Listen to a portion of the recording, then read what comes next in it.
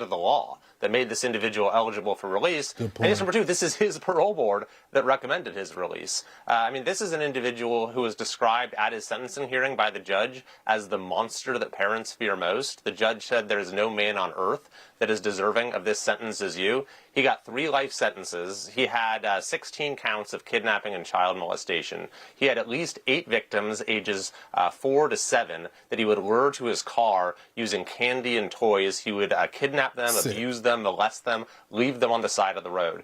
So this is absolutely horrifying. A conservative activist has come to the conclusion that today's Democrat Party is a freak show. As we have reported on AFN, radical Islamist Democrat Representatives Rashida Tlaib of Michigan and Ilhan Omar of Minnesota heckled President Trump during a State of the Union address Tuesday night. And most Democrats in attendance failed to stand when the president invited lawmakers from both parties to, quote, protect American citizens, not illegal aliens. Gary Bowers, chairman of the Campaign for Working Families. Anybody paying attention could see that the Democrat Party is a freak show. I've never seen such a display of anti-normalcy, heartless, the inability or unwillingness to show any respect to hurting Americans who've lost their children, their spouses. I felt like it was almost a science fiction movie. This couldn't actually be a reflection of today's Democrat Party, but it is. And Bauer says there were dozens of no-shows. And keep in mind, 80 of the worst of them didn't even show up for the speech. They weren't even there. Think what a zoo it would have been if they had been there. I'm Chad Groening. For American Family News, I'm Rusty Pugh. Every day, AFA offers biblical insight on issues that others aren't willing to touch in the hopes that you'll become a world changer. That's why we're offering an in-depth worldview training course called Activate. 13 different professors teaching 18 sessions, all available online, including a printed workbook to help you apply what you've learned and 1-year access to AFA streaming content to give you even more resources. Find out more about Activate and sign up today at activate.afa.net. Welcome to Today's Issues, offering a Christian response to the issues of the day. Here's your host, Tim Wildmon, President of the American Family Association. Good morning, everybody, and welcome to Today's Issues on the American Family Radio Network. Thanks for listening to AFR. Today's Thursday, February the 26th, 2026. So 26. It'll only be that day, one day. There you go. Today. Good morning, Fred Jackson. Good morning to you. Chris Woodward. Good morning. Ray Pritchard. Hey, Tim, how you doing? Did you know it's 26 today? I know. And this is not going to happen because next year would have to be, 27, right? So no. Well, that's true. We'll have a 27 if we make it to then. If the Lord tarries. As the human race. Right. If the Lord tarries, is that what you always say? Oh, man, yeah. Thou sayest it. You ever use the word tarry any other time, Chris? I stow it away for good occasions. Okay, you stow it away. Yeah. So you're on to me, aren't you? Yes. Yeah, I always joke, say nobody uses the word stow unless you get on an airplane, right? Right. You're at a buffet and you say, I tarried at the buffet. Tarried too long. I tarried too long. I just want to hear one flight attendant, formerly known as stewardesses, say, hey, put your stuff up. Right. Everybody put your stuff up. And stow is the word we use when we get on the airplane. All right, a lot to talk about today. Thank you for joining us, everybody. If you want to watch the show, you can do that. We have live video streaming at Facebook and YouTube and our own streaming service, which is stream.afa.net. Just type in Today's Issues, stream.afa.net. We thank you for listening wherever you may be joining us across the country, or we have some people who listen internationally to American Family Radio. I met a couple the other night, and I had the opportunity to be out in Oklahoma City. Mm-hmm. And there, we're talking to this couple, and they were grandparents, and their I think it was their son and daughter-in-law. So the grandparents were watching the kids. the son and daughter-in-law were stranded in Puerto Vallarta. Oh. Yeah. Not a good thing right now. Did those people ever get out? Does anybody know? Some of them are still there. Fox did an interview yesterday with an organization that has expertise in going in and rescuing people, and they are already rescued, I think, about a dozen people. Can you imagine people going on vacation, but they need to be rescued to get home? It's been horrible. Yeah. Puerto Vallarta especially. Have you ever been there, Ray, Puerto Vallarta? I have not, but we have some missionary friends who are serving there, and we've been reading their updates. What do they say? Well, on Sunday, it was really, really scary, where they went to church with their people and their local congregation, and then everybody went home, closed the doors, locked everything up, and in the update yesterday, they were thanking the Lord that whatever this trouble is had not come to their particular neighborhood, had not come that close, and they said that there are now some flights out of Puerto. Yeah. Okay, good. Yeah, I heard the airport was reopened. Good. But anyway. Good. I heard a related story to this on the way in today. It's an ABC story out of the Chicago area, and it's because a Chicago couple, Katie and Robbie, they were going to get married in Guadalajara. They had 150 people coming to their destination Is that near wedding. Puerto Vallarta? Yeah. Okay. And they had 150 people confirmed for their wedding, which they've now had to cancel because people don't want to come to their wedding. Yeah. Yeah. You know, I don't think people realize just how bad the cartel is in Mexico, how widespread. We're talking not small groups of terrorists. We're talking thousands of them. Yeah. And they have tribes. Sometimes there's fighting between them. Mm-hmm. And these are terrorists. That's what they are. Yeah. We have to remember that. Well, they make their money primarily off drugs. Mm-hmm. I guess drugs going all over the Central America, but primarily probably North America, probably Canada and Central Mexico. Fentanyl, especially. Fentanyl's a big business. Mm-hmm. Okay, well, listen. Hope everybody gets out of there safe and sound. I don't think there were any murders, that took place after the initial attacks. So the people just stayed in their resorts, in their hotels, there in Mexico. But you're right, Fred. This will be a vacation that people will never forget, right? Got stuck and stranded. What this is going to do to the tourism industry there, I know, in Mexico, because these are beautiful resorts. And people, it's a cheap vacation because of the difference in the dollar value, that sort of thing. But no, the Mexican authorities have a lot of work to do to try to regain the confidence of folks. All right, you're listening to today's issues on American Family Radio. Hey, at the bottom of the hour, Dr. Alex McFarland will be with us. We're going to spend a few minutes during that segment talking about the history of the Jews. Because, so much of what's going on in the world today, in the Middle East, has to do with the history of the Jewish people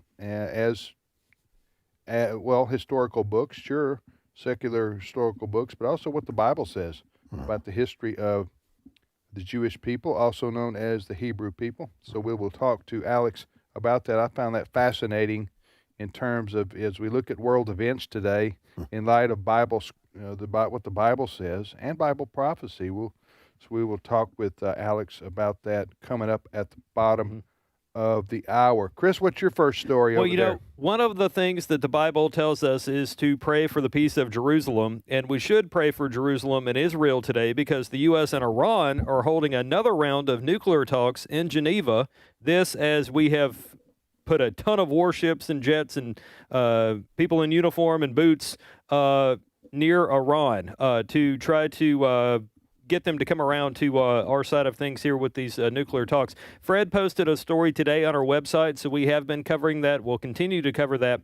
In the meantime, here is a little bit of something from Vice President J.D. Vance on Iran. Clip 2. The principle is very simple. Iran cannot have a nuclear weapon. If they try to rebuild their nuclear weapon, that causes problems for us. And in fact, we've seen evidence that they have tried to do exactly that. So the president sending those negotiators to try to address that problem, as the president has said repeatedly, he wants to address that problem diplomatically, but of course the president has other options as well. Well, I need to get this figured out because we're going to Israel in a couple of weeks. Right.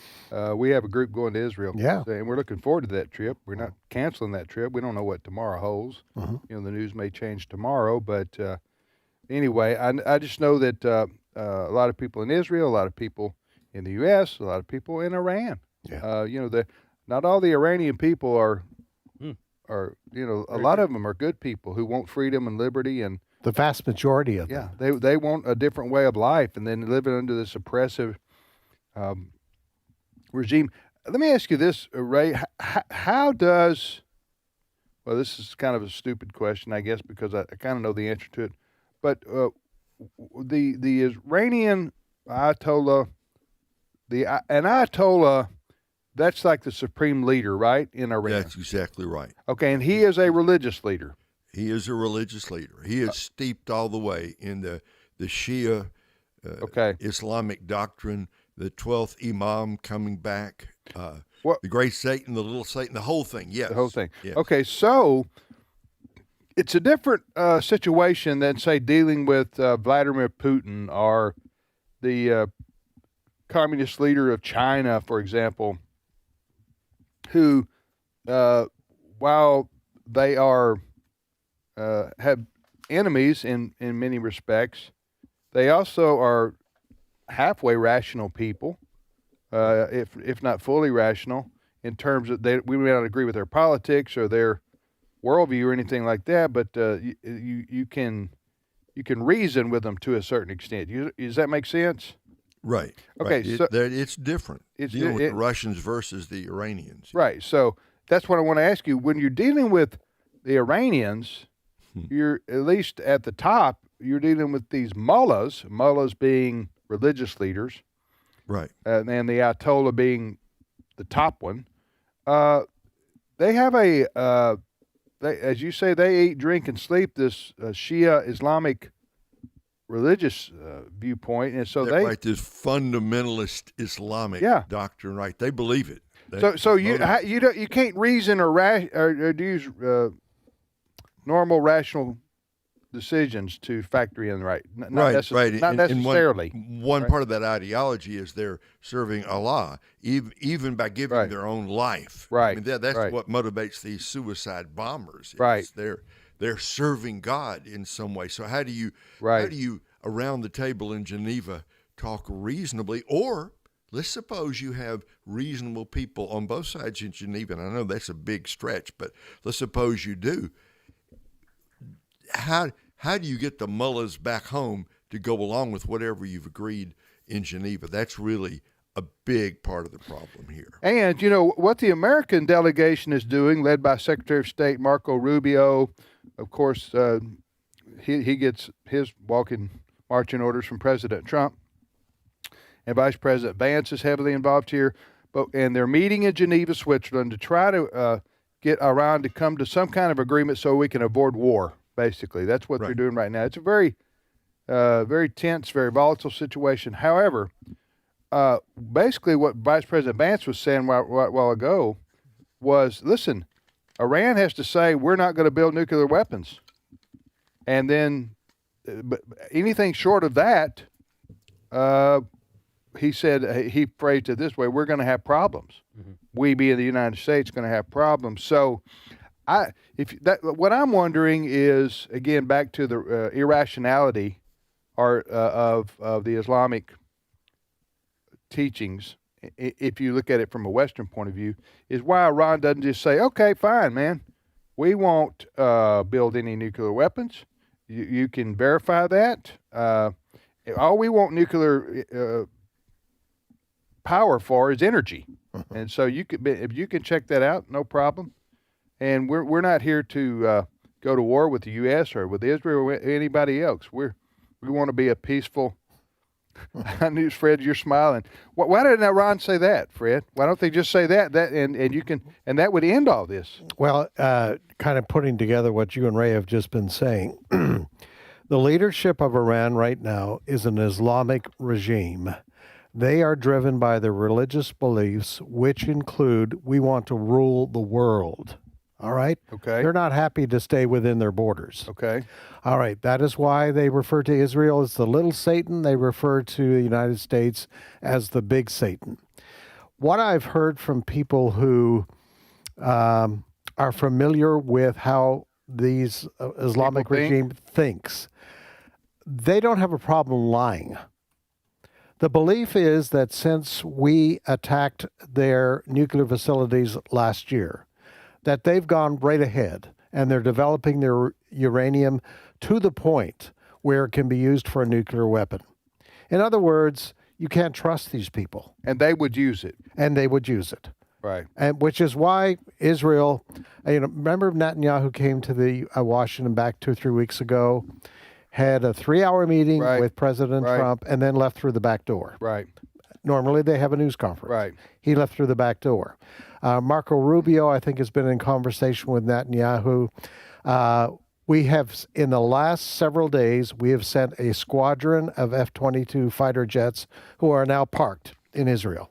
Yeah. They're also parked in Jordan. Yeah. Everything is showing that President Trump really doesn't trust these guys either, the regime. And what we've been hearing from the experts, it's not a case of weeks away, possibilities, but just days away. Now, we will see. Okay. But from the experts, the military experts, you can't trust a word that this Islamic That's why you have to regime verify. That's verify. One other question, then we could move on to the next topic. But this is the big story the world's watching right now, is what's going to happen next between the U.S. and Iran. But I want to ask you, Ray, why? Fred mentioned this. Why does the Ayatollah Khomeini, who we already mentioned, he's a supreme leader of dictator, Islamic ruler in Iran, why does he refer to the United States as the great Satan and Israel as the little Satan? Why do they view us in this way? Well, let's be real frank about this. Okay. The whole goal of this Shia Islamic movement is that worldwide caliphate where Shia Islam rules the whole world. The U.S. as a nation is a block in the way of that, but the truth of the matter is the real problem is Christianity. That they understand when they look at, the Shias understand something that the liberals don't get correctly, but at least the Shias understand that America has roots in what we around here call it the Judeo-Christian heritage. So they understand that the U.S. was built, broadly speaking, on biblical or Christian principles. Not perfectly, of course, but they understand. The same way with Israel. Israel is a Jewish nation state. There can be no worldwide caliphate until the Jews are wiped from the face of the earth, and there can be no worldwide caliphate as long as you have a nation like America, which at least still gives some degree of credence to our biblical heritage. I hope that President Trump and Vice President Vance and some of the others will articulate what you said right now in a way that the American people understand and the world, because when they speak about this issue, because this is important. This isn't a fight over land. This isn't a fight over oil. This isn't a fight over, trade negotiation or anything like this. This is the Islamic Shia religion wanting to take out, they would like to take out America because it's the largest Christian country in the world, and take out Israel because it's the largest Jewish population in the world, for no other reason than they just hate us. Yep. And because we are viewed as the enemy of Allah. Yep. Am I right? Mm-hmm. Because Israel is like 1,500 miles from Iran. There's no border dispute. They just hate the Jews. Mm-hmm. And of course they do. That's why Iran will even fund Hamas. And Hamas is a Sunni based, which is a rival of the Shia.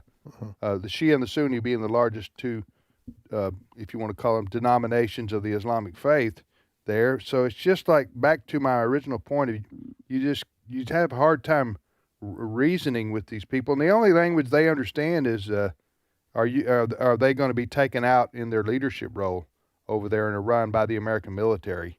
That's what they're having to factor in so much as they do use reason and logic, is their survival. Are they going to survive as the leaders of Iran if America launches an all-out military campaign, short of boots on the ground in Iran? Does that make sense? Yep.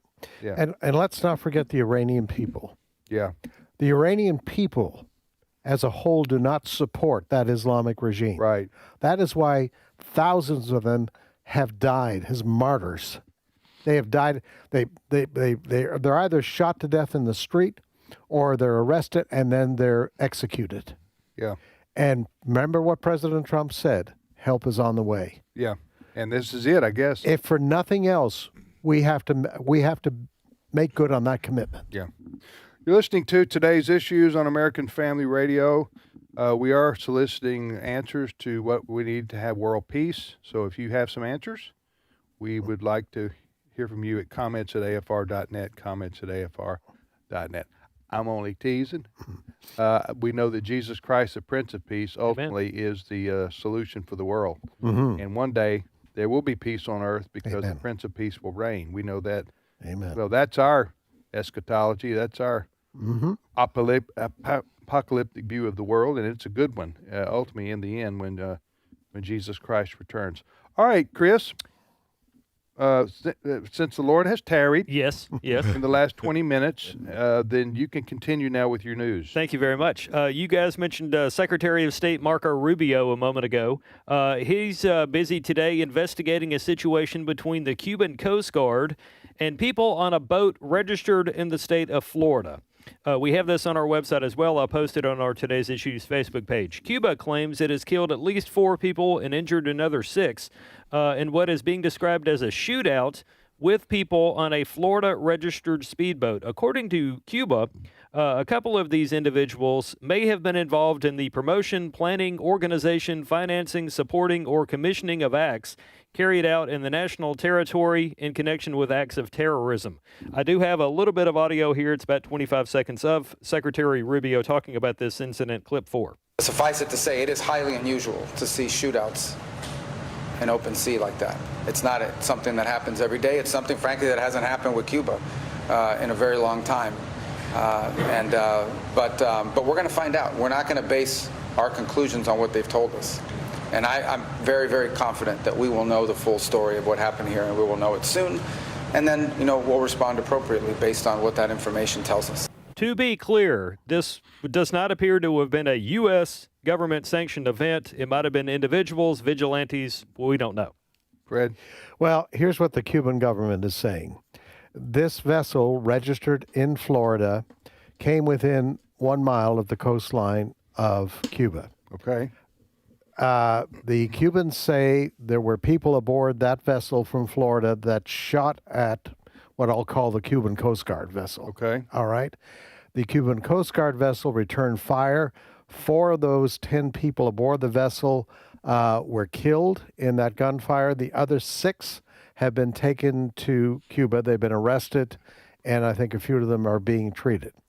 What it appears at this point is that this group of, we don't know if they're American citizens, but they have been described by some as Cubans living in Florida who are interested in overturning the communist government of Cuba. Okay. All right? That's what we know at this point. And Marco Rubio and his team are investigating this. Okay. I heard an interview just before coming into the studio with a Republican member of Congress from that area of Florida where these men are from, and he doesn't trust a word the Cubans are saying, and he says we have to do something about this. We can't allow these people their lives to be taken by the Cuban government. All right, so that's where we are. Okay. Yep. All right, you're listening to Today's Issues on American Family Radio. I tell you what, let's go ahead and take our break just a minute or two early, and then we will come back. Dr. Alex McFarland will be joining us in a few minutes. Chris has got more stories. Mm-hmm. Some of them are positive. Right. So stick around. So Chris has got some more stories that he's stowed away. Yes. For the remainder of the next half hour. We also talked to Alex. As I mentioned earlier, I was reading this morning. Well, you know what? I'll save that. I'll tell you, I was reading this morning, and I'll tell you what I was reading and why it relates to what we're going to be talking about. So that's coming up. All right. We hope you tarry, and you join us in 3 minutes. All right.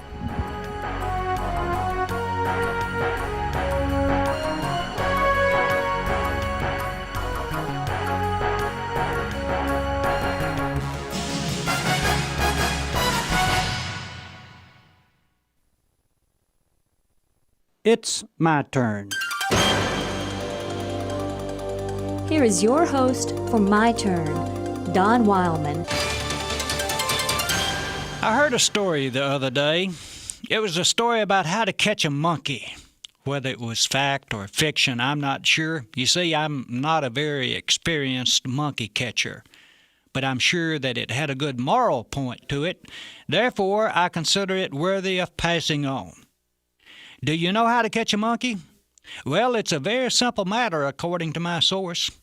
Get yourself a real strong steel cage about 1 foot square. Now cut a hole in the cage just large enough for the monkey to slip his open hand through. Take that cage and a small block of sugar into the jungle.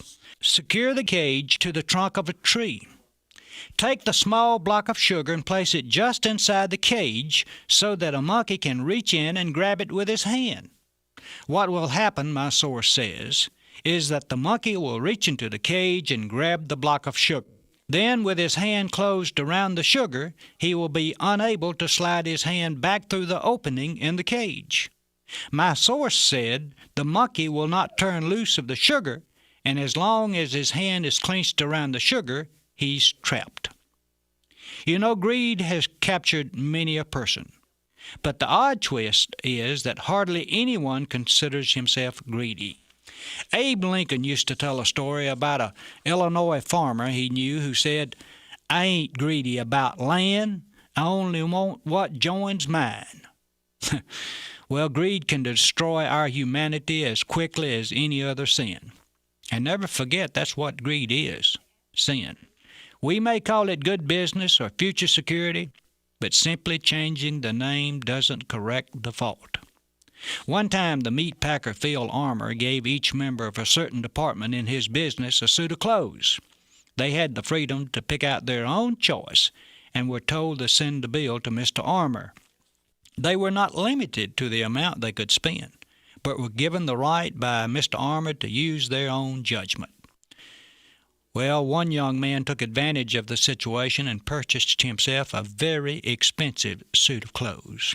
When Mr. Armour received the bill, he called the young man in to make sure the bill was correct. He was told, indeed, that it was the correct price. Mr. Armour assured the young man that the bill would be paid.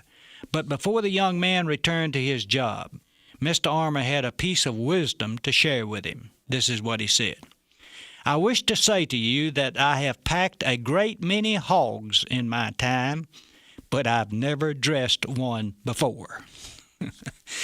One day, on a mountain beside the little Sea of Galilee, a Galilean carpenter gave a crowd some words of life.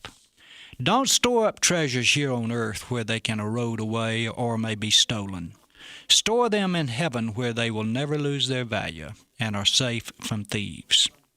As we all know, greed cannot produce any type of treasures other than materialistic treasures, and materialistic treasures are non-existent in the life beyond this one. You know, I got to thinking about my friend's story on how to catch a monkey. I've come to a conclusion concerning it. Either there are a lot of monkeys around who look like people, or there are a lot of people around who act like monkeys.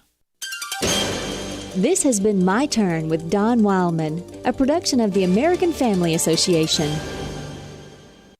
One thing I ask from the Lord, this only do I seek, that I may dwell in the house of the Lord all the days of my life, to gaze on the beauty of the Lord and to seek him in his temple.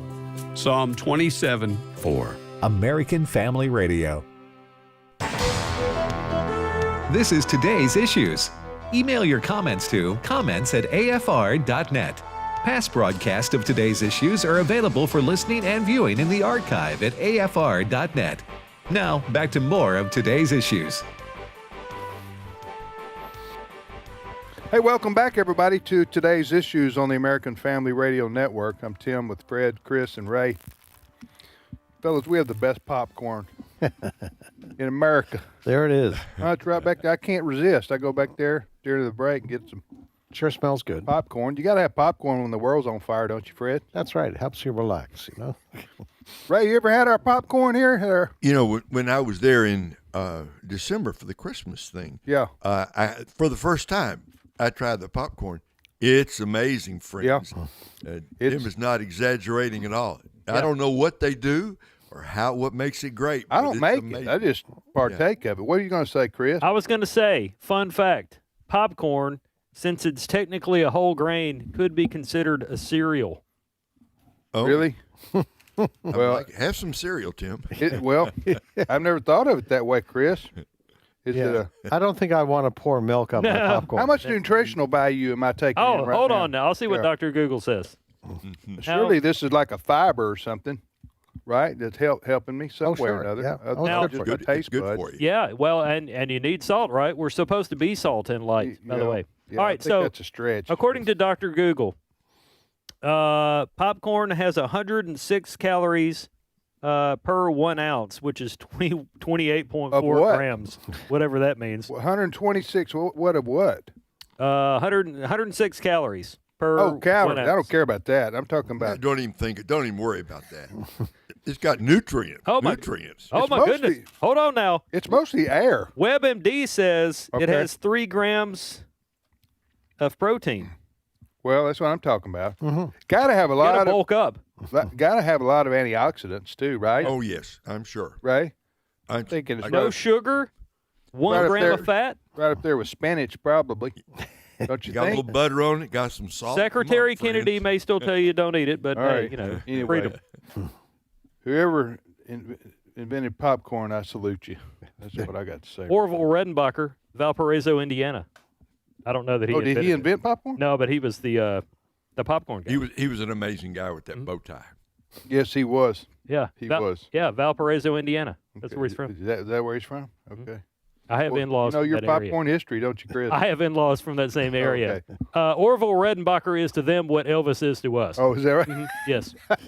That's great. All right. You're listening to today's issues on the American Family Radio. Tim, Fred, Chris, and Ray. We're joined now by Dr. Alex McFarland, our colleague and good friend. He's joining us from the beautiful Tar Heel state of North Carolina. And Alex is the co-host of Exploring the Word each afternoon right here on AFR from 3 to 4 o'clock Central Time with Brother Bert Harper. How you doing, Alex? I am blessed, and greetings from rainy North Carolina. Raining there today, huh? But Yeah, big time. do you live in the mountains or mountainous No, area? okay. They call it the Piedmont area. We're halfway between the mountains and the ocean. Okay. So are you almost in South Carolina then? Yeah, hour and a half. Okay, because I know there's a section of South Carolina known in the northern part known as the Piedmont, so that stretches on up into where you are. Mm-hmm. I got Hey, you. I have to rein in and join in on the popcorn Please. conversation. Please. 16 years ago, when I came to AFR for the first time, Yeah. I was very happy to see there's a popcorn machine there. Yes. And I think several people told me that it was your dad who put that in or something. Is that right, Yeah. Tim? Yeah, well, one of the local Presbyterian churches here loaned it to us, the machine. Yeah. And it kind of we sort of adopted it, and so when they would come and get it once a year for Reform Day, is that what you call it, Reformation Day? Reformation Day. We were a little bit offended that they would. They had 99 reasons to take it. But my dad did like popcorn, so he introduced the idea of having it for the staff. here, and it makes well, and everybody. the popcorn is just amazing. Now, I think if January 19th is National Popcorn Day, so we should acknowledge that Good next night. year. I missed that one. January 19th.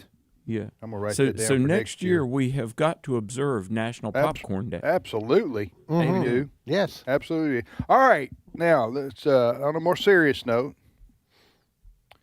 I want to turn to the Bible for a minute. Okay. Or a few minutes. Okay. So I was reading, Alex, and this morning, my year through the Bible never works. So I quit doing that because I always felt bad about it, in March or whenever, if I made it to then. I just, judge me if you want to, and that's fine. I do read the Bible, but I have a get through the Bible in 1 year schedule because I failed so many times to do that. So I do try. Most days I read a few chapters, okay? Yes. Every once in a while, something happens, schedule, something, but most days I do read a few chapters in the Scripture, right? Old Testament, New Testament, whatever the case may be. So I'm reading in Genesis this morning, right? Okay. Alex, and I'm reading about Abraham. Okay. At this time, he's called Abram. Right. All right. He comes after Noah, if you want to be following the timeline in the Bible, because not all the Bible is the Old Testament is sequential. Sequential. Okay. So sometimes books jump around in terms of time. That's what I've understood. So, but we have the introduction of a man called Abram. Okay. He later became Abraham, right? Right. Did God change his name? Yes. Okay, God changed his name. Yeah. So, who is this man called Abram that becomes Abraham that he becomes, that we're talking about him today? Okay, go ahead, talk about that. Well, I think this is just proof positive of the divine origin of Scripture and the uniqueness of the Jewish people. And really, you can't understand world history or, frankly, even life itself without looking at God's Word. So in Genesis 17, there was a man named Abram, and that meant exalted father. But God changed his name to Abraham, which means father of a multitude, or really father of a multitude of nations, because 99 years old, Abram and Sarai, his wife, they don't have children, right? And now there's a lot we could say. For one thing, Abraham and Sarah ran ahead of God. God promised them an heir. They're going to have a child, and they ran ahead of God. And by the way, Abraham, I don't think Dr. Dobson would have given him Husband of the Year award ever, because they had a child with Hagar, the Egyptian, and that became the Ishmaelites, from whom ultimately would come the Islamic religion, sadly. But through Abraham and Sarah, God did give Isaac, and thus began the Jewish people. And God made Abraham basically a threefold promise, which I would call soil, seed, and Savior. That everywhere your foot treads, I'm going to give you this land. And, this is 3000 B.C. The land of Israel belongs to the seed of Abraham. But then look at the stars. Your descendants will outnumber the stars of the heavens. Hence, father of a multitude of nations. But, and here's the key thing for each one of us, God told Abraham, through you, all the families of the earth would be blessed. And it's through the lineage of Abraham, Sarah, and Isaac that was born Jesus Christ, the Messiah, the Savior. So, Tim, to your question, Abraham, the Jewish people, and specifically Jesus, I mean, you can't even understand history at all till you acknowledge what God did through the life of Abraham in raising up the Jewish nation, through which came Christ. Okay, Ray, I want to ask you a question related to what Alex just said. Sure. And I know, Fred, you are a student of this subject that we're talking about. Ray, is what Alex is talking about. So the modern day or today's Jews, okay, are they the bloodline descendants of Abraham going back how many thousands of years? Was that? Well, it would be going back 4,000 years. And we know the Jews were incredibly careful about genealogy. That's why genealogies show up so much in the Old Testament. I mean, it was important. If you were from the tribe of Asher, if you're from Naphtali, if you're from Dan, you had to be able to prove it, had to be able to trace it back over all the generations. Now, it's quite true that genealogy became scrambled after AD 70 when the Roman army came in and sacked and destroyed basically destroyed the temple and laid waste to the city of Jerusalem, and the Jewish people were scattered around the world. But it is still true that the Jewish people, as an ethnic identity, they are directly connected over thousands of years, all the way back to Abraham, and Sarah, in exactly the way that Alex laid out for us.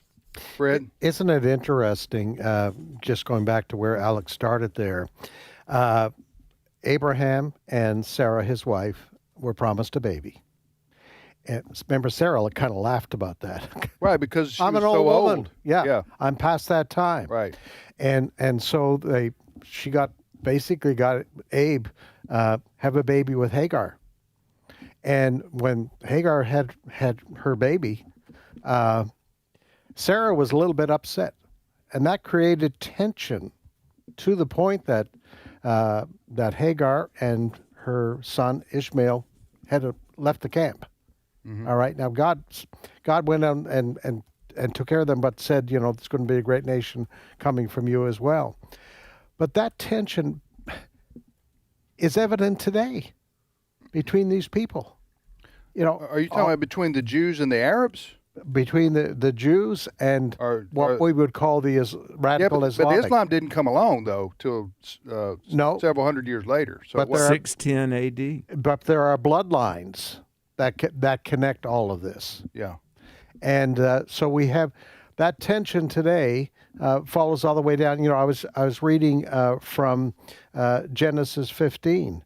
Remember Abraham, the covenant that God made with Abraham about the land. This came up the other day in the Tucker Carlson Mike Huckabee interview. Yeah. Mm-hmm. Remember Mike Huckabee said at one point, the Jews ought to have all the land. What was he referring to? Well, it refers to Genesis 15 because God said, the land that I'm giving you is going to be between basically the Nile and the Euphrates. So that's what Mike Huckabee was referring to. So, the Bible is always current because what is taught in Scripture has been passed along. And the tensions that we see today, you can go right back to Genesis. Yeah. You're listening to Today's Issues. Tim here with Fred, Chris, and Ray, and then Alex is joining us as well. We're talking about the history of the Jews. Alex, do you know where the term Jews comes from? From Judah. From Judah, okay. Explain that one. Well, Judah was a son of Jacob, okay? And you mean as in Abraham, Isaac, and Jacob? Abraham, Isaac, and Jacob. And then Judah? Yes. Okay, gotcha. So in the book of Genesis, Judah was a son of Jacob and Leah, the tribe of Judah of the Israelites. And so the name is really Yehudah, which means thanksgiving or praise. And so when Leah exclaims, this is in Genesis 29, I will praise the Lord Yahweh, and Yehudah is the Hebrew word it means to praise. So really the name, the Jewish people, it's from Judah to praise God. But guys, here's the thing. It's interesting, well, sadly so, but there is no people group in history that have suffered as much marginalization and persecution as the Jewish people. Mm-hmm. And I believe, and Bert and I write about this in our book on prophecy, that the serpent, the devil, has made war on the woman, Israel, that delivered the man-child. Satan has persecuted the Jewish people because it was through the Jewish people that came Jesus. Tim, I don't even know that many Jewish people, unless they believe in Messiah, Jesus, I don't know that they realize that they have been the brunt of so much satanic attack. The devil hates the nation of Israel. Yeah. That's why anti-Semitism is really demonic. But Satan has made war on Israel because his demise comes through the Jewish people, in the seed of the woman, crushing the head of the serpent. So, Ray, what Alex is talking about, here we are, 2026 on the world calendar, right?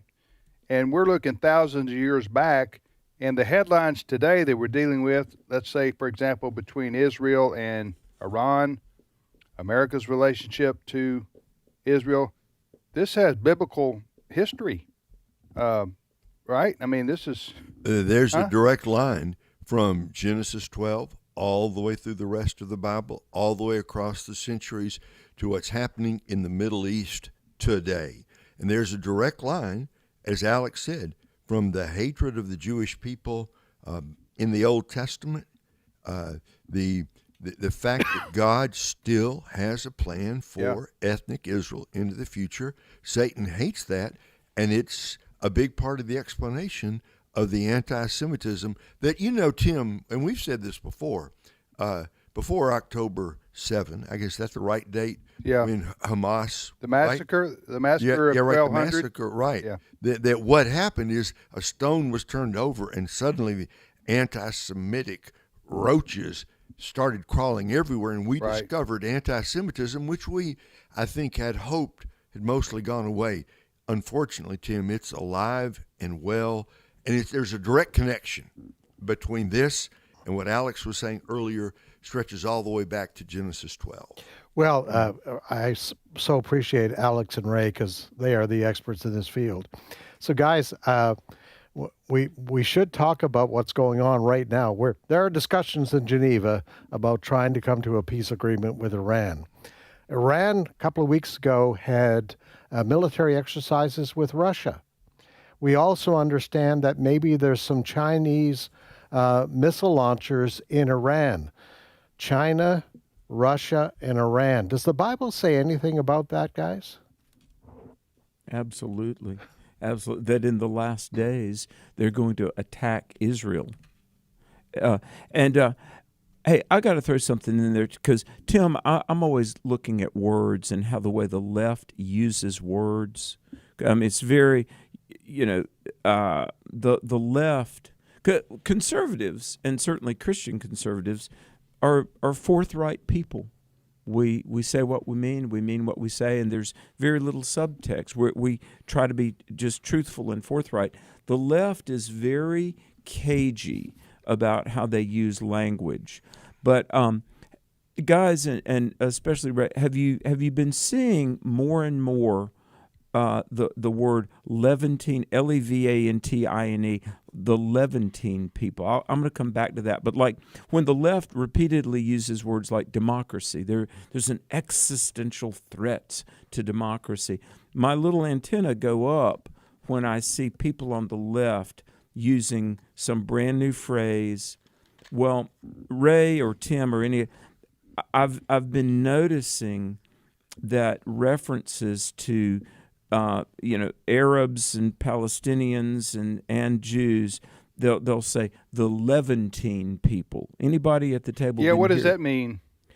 Well, it's an ancient word that really means the area of the east or the area where the sun rises. Now, here's the thing. All of a sudden, just in the last, I'm going to say month, I've been seeing, they would talk about Jewish people, Israelites, Arabs, Palestinian Arabs, Gazans. Suddenly, I'm seeing the term Levantine. And I understand that the Levant, or the Levant, however you say it, is, generally the Eastern Mediterranean region, Israel, Lebanon, Syria. I would submit, and maybe time will prove me wrong, but suddenly this blanket term of Levantine people is really leftist speak to try to undermine the uniqueness and significance of the Jewish people. Well, maybe conclude this topic right now, but let me just say this, and then, well, this may lead to 8 more minutes of conversation, but we'll just see how this goes. For those who question the historical accuracy of the Bible, I would just ask this question: how in the world do you explain the survival of a people mentioned way back in the book of Genesis, Abram, who became Abraham, and that's where the father of the nation of Israel, and those people, those same people, the Jews, the Hebrews, the Israelites, are still around today. Now, maybe there are other people that are still around today that we don't know about. I don't know, but I do know that's remarkable with the capital R. That is almost unbelievable, especially when, as Ray referenced earlier, the temple was destroyed in 70 A.D. in Jerusalem, and basically the Jews were then scattered around the world. They didn't have a homeland until 1948 again. So how does that? What are the chances? I guess I would ask you of a survival of a group of people. How many years was that, Ray? You said they survived from Abraham? 4,000 years. 4,000 years. Yeah. Without a homeland. Maybe the Japanese have been around a few thousand years. I don't know, but they had a homeland. You see what I'm saying? Mm-hmm. They had a place where they settled and they prospered from. So, to me, that alone says that what's going on with the Jewish people is supernatural. That's just because the chances of them surviving as a people over this many thousands of years is just without God being involved, to me, is impossible. Yeah. So, does that make sense? Absolutely. It is a miracle. Bert and I, in our brand new book, and by the way, I got to say, I'll be glad to come on Exploring the Word and talk about that if you want. and popcorn. I haven't been invited. So it's such a, we need to get you on Exploring the Word. Okay. It is such a great honor. I opened up the brand new, The Stand, the AFA Journal. It came Saturday, and I give God the glory. Tim, what an honor. You open the cover, and right there is a coverage of our 3 books that Bert and I have done. Amen. And but in the most recent, the red cover book of 100 Bible Questions and Answers on Prophecy in the End Times, we say the rebirth of the nation of Israel, May 14, 1948, that is a super sign of the miraculous nature of the Bible, the providence of God, but the divine calling and preservation of the Jewish people. Yeah. All right, Alex. Yes. We look for you. Going to be on with Bert this afternoon. Y'all going to be together? Yes, sir. We're in Isaiah 59. All right. Well, wonderful. Thank you, Alex. Appreciate it. Thanks, everybody. Okay. Next, Dr. Alex McFarland. By the way, Alex is going to be teaching at the Cove this summer. Well, next time he comes on, we'll ask him about that. Nice. You can go there and attend the conference that he's hosting. All right, you're listening to today's issue. We got about 3 minutes, Chris. What do you got? Well, I've got a 1-minute clip of audio here from a guy named Ty Lamb, who is an organizer for the Collegiate Day of Prayer. Okay. This is an event we cover every year at AFN, but here's Ty Lamb of Collegiate Day of Prayer talking about today's events. Clip 14. We are hosting a global day of prayer to mobilize the global church to adopt every college campus around the globe. There's some 30,000 campuses. And we are believing God that local churches, ministries, campus groups, moms groups would be adopting the college campuses that are down the street from them. And we're praying for 250 million college students globally. CollegiateDayofPrayer.org is our website. Tonight, We have a global broadcast from Liberty University. There'll be 10,000 students gathered here, and we'll be broadcasting on 8 networks globally. But that will be 8 to 10 p.m. tonight. 7:30 will be the start of worship, but that will be a 2-hour global prayer broadcast that you can tune in on our website, collegiatedayofprayer.org, or on YouTube as well. Now, after this show, if the Lord tarries, I'm going to put together a story featuring Ty talking more about this event, and tonight I'm going to roll on the prayer event. So stick with AFN because we'll have more on this. So his name is Ty, L-A-M-B? Lamb, L-A-M. I bet he gets called Thailand all the time, mistakenly. Well, good for him. And so is he a student there at Liberty? He's actually, he's around my age. Wow. He may be a senior fellow. He's been an organizer with this event for years. We've had him on the show before. I called him right before the show began today. What's the name of the event now? It's called Collegiate Global Day of Prayer. What? Collegiate Day of Prayer. Okay. And the event tonight is at Liberty University in Lynchburg. But it's going to be simulcast around the world to different places. Yes. Right. And they do need prayer. And pray for students on campus. Amen. They need it. Amen. All right, Ray, you're going to stick around, right? I'm going to be here. Okay, so we're going to take a 4 to 5 minute break here for news. And then Steve Paisley-Jordahl will come in and brighten our day. That's what Steve lives for. There you go. He's always got great news. We'll be talking to Steve coming up. Thank you, Chris. Thank you. Your contributions to the show. We'll be back in a minute. Stay with us.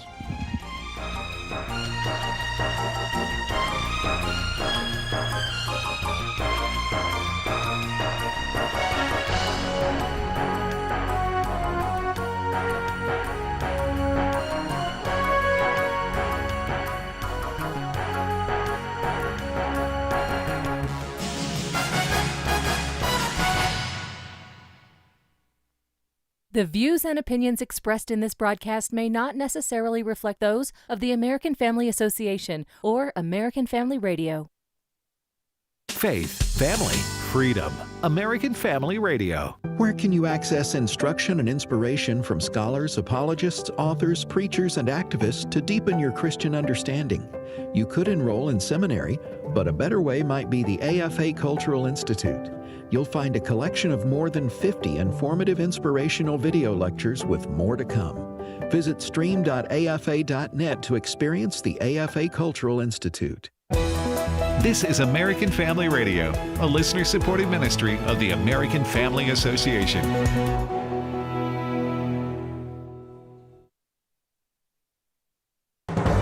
American Family News, I'm Rusty Pugh. Former Secretary of State Hillary Clinton sitting down for a closed-door deposition with the House Oversight Committee today in Chappaqua, New York, to answer questions about her relationship with the late sex offender Jeffrey Epstein. Her husband, former President Bill Clinton, is expected to testify tomorrow before the committee. House Oversight Committee Chair James Comer speaking before the deposition. It is a bipartisan investigation. The American people have a lot of questions. To my knowledge, the Clintons haven't answered very many, if any, questions about their knowledge or involvement with Epstein and Maxwell. The Clintons skipped earlier depositions, but Hillary Clinton claims she's willing to testify. I've called for many, many years for everything to be put out there so people can not only see what is in them, but also, if appropriate, hold people accountable. We'll see what happens. Members from both sides question why the committee is hearing from Hillary Clinton. Republicans are not fans of the Clintons, but they question the value of the exercise. Here's Tennessee Congressman Tim Burchett. I'm not expecting a whole lot. There's a reason neither one of them are in prison. I don't know why the heck we didn't bring them here. If you or I got in trouble, guess what? We'd be here or we'd be in chains and they'd be dragging us in. And having them up in Chappaqua to me is an insult to the public. The U.S. and Iran re-engaging in nuclear talks in Geneva today. Trey Yinks reporting from Tel Aviv. Today, U.S. and Iranian negotiators met indirectly in Geneva, Switzerland, for a third round of nuclear talks. Initial reports from Oman's foreign minister, who is mediating the conversations, indicate that some progress is being made. The foreign minister said in a statement, quote, "We've been exchanging creative and positive ideas in Geneva today, and now both U.S. and Iranian negotiators have adjourned for a break. We'll resume later later today. We hope to make more progress. In order to have the maximum amount of leverage possible, the United States is continuing its military buildup with another 12 F-35 fighter jets deploying from Utah across the Atlantic late Wednesday. The U.S. Treasury Department announcing on Wednesday they will allow the resale of Venezuelan oil to Cuba's private sector. U.S. Interior Secretary Doug Burgum says this is the latest example of President Trump's policy of U.S. energy dominance, emphasizing it's the key to both peace and stability around the world. He says these sales will go toward helping the people of Cuba. We want to make sure, and as Secretary Rubio said last night, that there's going to be some flow of energy to Cuba, to their private sector, not to the military, not to the government, but they need it for basic things like cooking fuels to avoid a humanitarian crisis. The mayor of New York City has downplayed an incident involving police officers being assaulted, calling it just a snowball fight. But not everyone sees it that way. The incident was caught on video, a video that Mayor Zohran Mamdani said he watched. They and our entire city workforce deserve to be treated with respect. I think that there were 2 officers who were facing lacerations on their face. Look, I've seen the videos of this snowball fight. I think that it was a snowball fight. Randy Sutton is a retired Las Vegas police lieutenant and founder of the Wounded Blue. Sutton told AFN that Mamdani can couch it any way he wants, but the reality is that these officers were assaulted, and that is a felony. I watched the video, and I can tell you what I saw was so disturbing, because what you saw were police officers afraid to react in the manner to which they have been trained and what would have been appropriate, which is defending themselves, using force. They are afraid to use the proper amount of force now because of the political situation, because of Mamdani, who is, without a shadow of a doubt, an anti-law enforcement mayor. He has demonstrated his true colors, which are socialist red and cowardly yellow.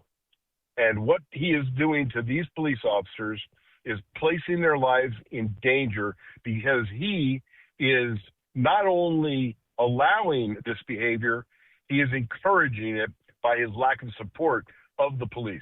I'm Chris Woodward. More news online at afn.net and on the AFN mobile app. I'm Rusty Pugh. Over the last 10 years, young people have been deconstructing their faith, or more accurately, de-Christianizing. The First Great Awakening was a supernatural move of God that happened in the American colonies just before the American Revolution. How we need another Great Awakening today. Please help spread the sparks of revival by supporting AFA with a gift, and we'll send you a free copy of the DVD, Desperate for More, The First Great Awakening. Go to afa.net/revival today. Today's Issues continues on AFR with your host, Tim Wildmon, President of the American Family Association.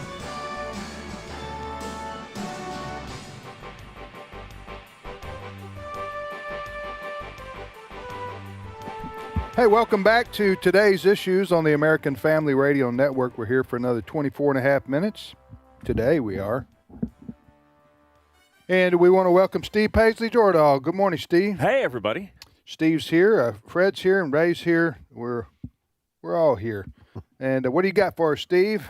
Well, the State of the Union address was on Tuesday night, and we've talked that deep and deep. But there was one event that I wanted to bring back. This involves a young teenager from Virginia named Sage Blair. And she was a guest of the president sitting up in the gallery. And her story goes that when she was a young teenager, her school transitioned her, pretended that she was a boy, and treated her as a boy, called her a boy, did not tell her parents at all. They were completely... That's awful. Yeah. And so this was part of President Trump. You'll hear him. He started this... cut, I didn't get this part, but he said, and another way that we can ensure that we are now focusing on normal. And then this is what he said, cut 15. In the gallery tonight are Sage Blair and her mother, Michelle. In 2021, Sage was 14 when school officials in Virginia sought to socially transition her to a new gender, treating her as a boy and hiding it from her parents. Hard to believe, isn't it? Before long, a confused Sage ran away from home after she was found in a horrific situation in Maryland. A left-wing judge refused to return Sage to her parents because they did not immediately state that their daughter was their son. Sage was thrown into an all-boys state home and suffered terribly for a long time. But today, all of that is behind them because Sage is a proud and wonderful young woman with a full-ride scholarship to Liberty University. Wow. When I heard that,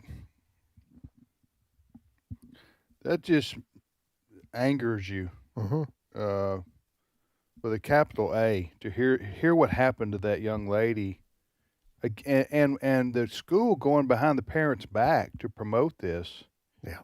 And now, are the Democrats in favor of the school, or are they in favor of Sage? They did not stand for this, so I would say that they are on the school side. And is this one of the points where President Trump said that these people are crazy? I don't remember if that's. I know he specifically said those words. I don't remember if it was in. Do you know, Ray?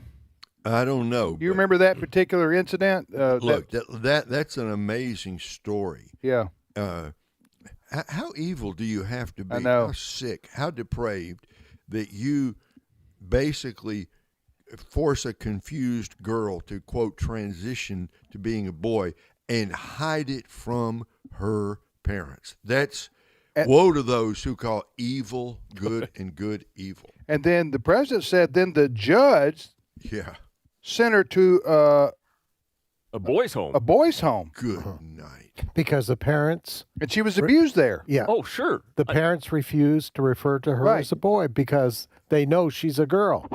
I would say one thing on this. If there was a Democrat president in the White House giving the State of the Union address, that story would never be told. No. Never. No, and we thank President Trump and his team for for letting that be one of the highlight subjects that they wanted to talk about on the night. Ray, I suspect that there's a verse in the Bible about millstones that might have some relevance there that's as well. That's right. Heavy millstones around those who attack children in this way. It's shockingly evil. And hey, kudos to Mr. Trump for having the courage, the old-fashioned guts to call this out, and also to Liberty, giving her a full ride scholarship. God bless this young lady. Next story, Steve. All right. This is a story that really has escaped much press, and I'm not sure why, but a former U.S. fighter pilot and training officer, his name is Gerald Eddie Brown, Jr., his call sign as a pilot was Runner. He has been arrested and charged with providing and conspiring to provide defense services to Chinese military pilots without authorization. He faces up to 20 years per charge per violation. He was basically a spy for the Chinese. That's what the accusation is. I don't know. Selling top secret information. It might not be that nefarious. Okay. He's not charged with espionage. I'll tell you that. Okay. And what his comment was when he arrived in China to do this, he said, "Now I have the chance to fly and instruct fighter pilots again." I think maybe he had aged out of that profession. Where'd you find this news story? Well, Fox has it now. As former Air Force pilot accused of illegally training Chinese pilots. Okay. But you cannot give military training to China. There's laws specifically regarding China that you have to get specific authorization, and he did not. Well, so does he go to jail? He's prison. He's presumed innocent until proven guilty in a court of law. But yes, he faces if he's convicted of up to 20 years in prison and significant fines per violation. Does the story mention that he was paid a lot of money? No, it doesn't say that I think he signed a contract, so he's paid some money, but I don't know. They didn't list in here how much. The story has some really strange points. Yeah. Are the Chinese saying they didn't have any pilots smart enough to train fellow pilots? Yeah. Or did they think they could get information out of this American citizen. Well, when he first got to China, he sat down and he talked with the Chinese people about his life experience. They asked him about the Air Force. So whether he knew it or not, I don't know how intelligent this guy is. Whether he knew it or not, sorry, is that coming over the air? Sparks are flying. Yeah. Okay. So anyway, whether he knew it or not, they were milking him for information. well, you remember that couple about a year or two ago? It was, I think they were a married couple, and they were caught selling information to the communist Chinese, and they were in the military. I think they were in the Navy. They were in the submarine. That was more. That was Remember more that? literal espionage, where they knew they were spying or selling top secrets. This man, the way this is written, the stories I've read, he might just have been not that intelligent. I mean, he's a fighter pilot, so he's got some brains, but yeah, but we all know the. Well, I won't say that. we'll stop right there. Next story, Steve. All right. Steven Crowder is a podcaster, a conservative podcaster, and he decided he wanted to have a little fun. He asked this question: what do you think would happen if we went to a Muslim bakery and asked for a gay wedding cake? Well, there's no need to wonder. He said, we did it for you. Listen to cut 12. What do you think would happen if we went into a Muslim bakery and asked for a gay wedding cake? No need to wonder. We did it for you. What's really important is getting the picture and the writing. So it's going to be me and Benny. Well, you have pictures there. No, on the machine, you have in Kroger kitchen.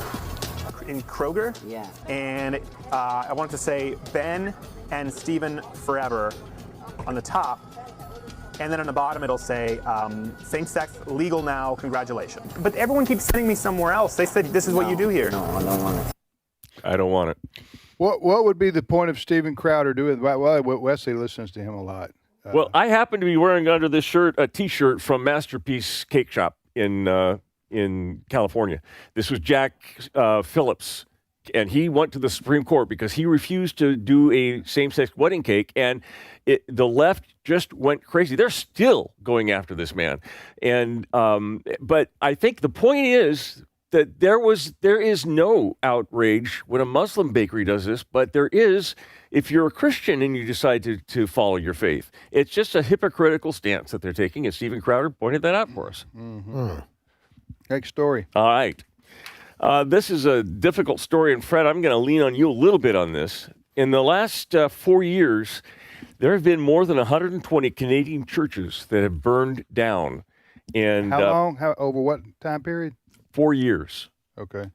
And what they're saying is it might have something to do with the alleged discovery of some graves of indigenous children.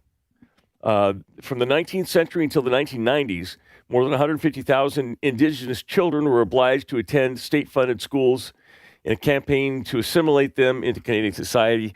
And I don't know, Fred, what the accuracy is on this, because I've heard that there's nothing there, and then I've heard that there is. But well, I can't speak to what the investigators have found so far, but I do know the story goes back almost 50 years that Native children were sent to schools, most of them run by the Catholic Church, and there has been ongoing controversy literally for decades over that. There have been court cases involved in this, and church officials had to pay fines, et cetera, et cetera.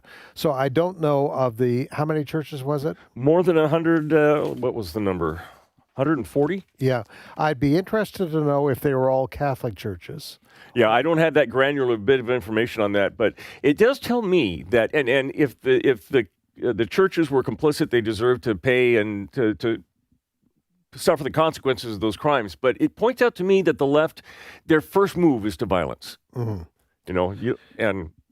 Well, it's been there's been a lot of these churches lately. I think the latest one was actually in the last week in Montreal. Yeah, there was a Catholic cathedral there that burned. So, yeah, that's a very sad story, but that's been going on for some time. However, if we had one mosque burned down, or one, it would be yes, wall-to-wall news story. Mm-hmm. All right, next story, Steve. All right. we've been looking a little bit at the craziness in the Democrat Party. They seem to be getting crazier and crazier. And I have another example of this. This is in Florida. There's a Democrat Florida state representative. Her name is Ashley Viola Gant, Gantt. Ashley Viola what? Gant. AVG? AVG. Okay. That's what, yeah. Well, you got AOC, Yeah, so yeah. you need an AVG. Yeah, well, we got an AVG now. And Okay. AVG has an interesting take. Florida decided that they wanted to honor Charlie Kirk with a day of remembrance for him. And she was in the legislature speaking out against said day. This would be cut 9. So, the First Amendment protects free speech. We don't need this day of remembrance for a man that was mediocre and racist. And I say mediocre at best. He was not a Floridian. He had no ties to Florida other than owning property. If we want to talk about free speech, let's talk about being precise with our words. When we hear assassination, that's typically related to a person and a political position. Charlie Kirk died from gun violence, okay? He was not assassinated, and words being accurate matters. It was a death by gun violence. That is an issue here in the country that we should all be on the same page with addressing. And if we want to talk about free speech, you know, a lot of people say that was some white-on-white crime. Why aren't we addressing it in that regard? What are we doing about white-on-white crime? Man, okay. Where to start? Yeah. Well, she lost me. The gun violence thing is stupid because he was assassinated by a person using a gun. But what is the deal about white-on-white crime? What is it? I don't know. A majority of crime in this country is committed by black people. Violent crime, shootings, gun violence particularly. And it's often black on black. It's gang violence a lot of times. And Right. And so conservatives have kind of made a deal about helping inner cities solve black on black crime. She's just trying to turn the page on that and say, well, white people are just as bad as black people. Well, if that was her point, she didn't communicate it very well. Go ahead, Fred. No, one of her other points was Charlie Kirk wasn't from Florida. Yeah. Well, did she try to stop? But you said he was a homeowner. You said he was a homeowner or yeah, landowner. Landowner. But Go ahead. she said he wasn't from Florida. Yeah. Did she honor Martin Luther King the other day? Martin Sure Luther she King did. Day? I'm sure I don't think Martin Luther King was from Florida. Florida, I know. You know, there's Her so many whole- holes. Her whole argument, that's the reason Steve played it. Yeah. Which is kind of representative of many on the left, quite frankly. It's they make points that aren't really any don't. She said she lost me when she said Charlie Kirk wasn't assassinated. It was gun violence. Do we use assassination? Is when somebody shoots somebody. Yes. Dead, or kills them dead, for not necessarily just political reasons, for ideological reasons. Yeah. Assassinated. Yeah. And Charlie Kirk was assassinated. You don't have to be a politician. Right. That has gone down to call it an assassination. Charlie Kirk was assassinated. Yeah. And the man being held as a suspect is going to trial right now. So the reason this is a story is the state of Florida, their legislature, who wants to honor Charlie Kirk, memory of Charlie Kirk, and this woman here, who we just heard from, she doesn't want to. So it's so sad. That's what, and her argument, not a very strong one at all. You're listening to today's issues on AFR. Tim, Fred, Steve, and Ray. Go ahead, Steve. All right. Well, they are starting to look into UFOs. I tell you, this would have been the biggest story of ever. Had who's looking into it, Steve? The government. Actually, the government is taking this seriously. Now, there's videos and there's a whole lot of evidence of things that are unexplainable by technology that we know, and there's a lot of speculation about are there extraterrestrials or what is going on here. But they're finally taking this seriously, and it potentially has the answer, are we alone in the universe, and all these big questions. It's kind of getting buried, but interesting that a lot of files were just recently declassified, and President Trump said that he wanted them released. But all of a sudden, One of the biggest libraries of this unclassified government files was wiped clean. They just disappeared on February 20th, deleting hundreds of gigabytes worth of files on UFOs. This was the largest library bank of this kind of information. And where'd they go? Who did this? I don't know if Hillary Clinton was there with her her cloths to wipe it clean, but they're gone. Was it done by E.T.? I mean, maybe an extraterrestrial. Troves of classified files can publicly and freely be searched. They're called the Black Vaults. They detail military base reports, witness testimonies. The timing of the potential sabotage came just hours after President's history-making declaration ordering the Pentagon to disclose anything related to alien and extraterrestrial life. Someone just didn't want us to see, I guess. Fred, what do you think about this story here? You got any comment, Fred? Well, I do find it interesting. If you go back in recent years, President Trump, I think in his first term, he was the one that started to talk about this because it's been out there, you know, the gossip and the reports. I remember one report in particular, I think it was over Phoenix. People were seeing little dots in the sky and all that sort of thing. And there was a congressional investigation into all of this. You know, a lot of it always comes back to, that's Area 51. There's got to be something there.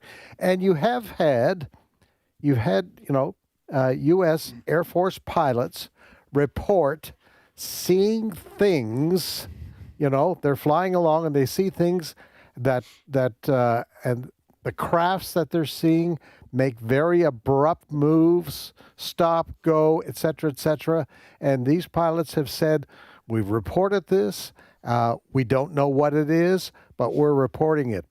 I don't know, Ray. Throw it to Ray. Ray, yeah, throw it to Ray. Throw it to Ray. Ray has got some theological thoughts on this, right, Ray? Well, look, I'm waiting for President Trump. Right.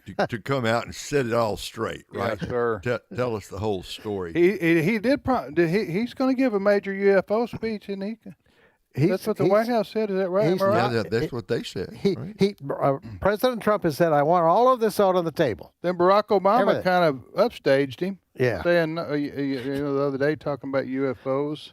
Ray, there's a strain of thought that strain of pot. Pot. Oh, a line of well, there could be a connection. I don't. There We don't. there too. I was going to say. Okay, we don't. We don't know. No, there are people who say that this isn't extraterrestrials, but this is demonic. Have you heard that?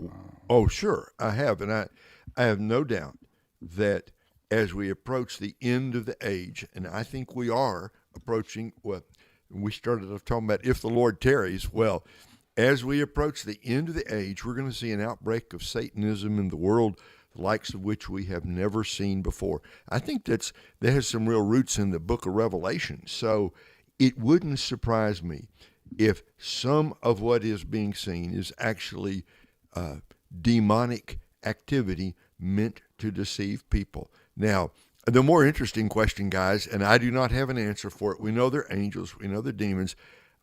Is there another category of spirit beings that are neither angels or demons? Fred, I don't clearly see that in the Bible, but I don't know exactly how to answer that question. Yeah.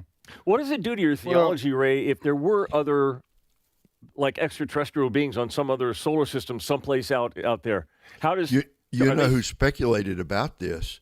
The great British preacher Charles Haddon Spurgeon, greatest preacher the English language has ever produced, I would say. He speculated that there might be races of, quote, beings on other planets in other galaxies. Now, you got to understand, this is back in the 1870s and 1880s, way before all the technological advancements, but it's... nobody knows how to answer that question, right? I just know that if they're good at football, Mississippi State could use them. There you go. That's right. Pick them up in the portal. Sorry, my mind goes that direction. The intergalactic portal, right? And if it takes extraterrestrial beings to help us win, Right. I'm all for it. That just puts steroids just like on a whole nother level, doesn't it? We got a guy with 4 legs and 6 arms. He comes from Andromeda A&M. And he's We fast. picked him up. He is so fast. He is so fast. The Air Force can't even keep up with him. Also, I'm a little bit tired of the stereotype of the abductions. Yeah.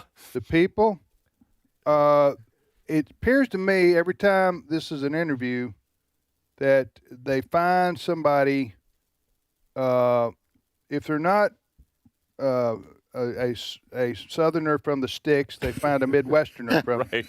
They found a backwoods Midwesterner. Yeah, that's right. With their teeth, half their teeth gone. Half their teeth gone. They slaughter the King's English, and they're all. Where, Clara? I was this is as big as a house. I swear I was abducted. What did they do to you up there? So, anyway, all right. We're about out of time. Probably a good thing. It's a good. Yes, that's right. Probably a good thing. We're about out of time here. So all righty. Tomorrow we got Tomorrow's Friday, Trivia Friday. So we'll be here with Trivia Friday. JJ and Ed going to be here. JJ, Jasper, and he'll tell you where he's traveling to, and where he's planning, where he's been. And JJ always got a calendar open to us, and you can invite him to come speak at your church. Yes, you can. Or at your event, JJ Jasper. There. And a good time will be had by all. Yeah, JJ does a great job. He's tremendous. He's probably our number one ambassador traveling the Yes. country there. JJ Jasper at maybe.com. But Ed will be here. I just want to thank you, Steve, for the UFO update. My pleasure. Right. Ray, thank you. You bet. Okay. And Fred? Absolutely. And who else was on? Alex? Mm-hmm. Chris? Is that it?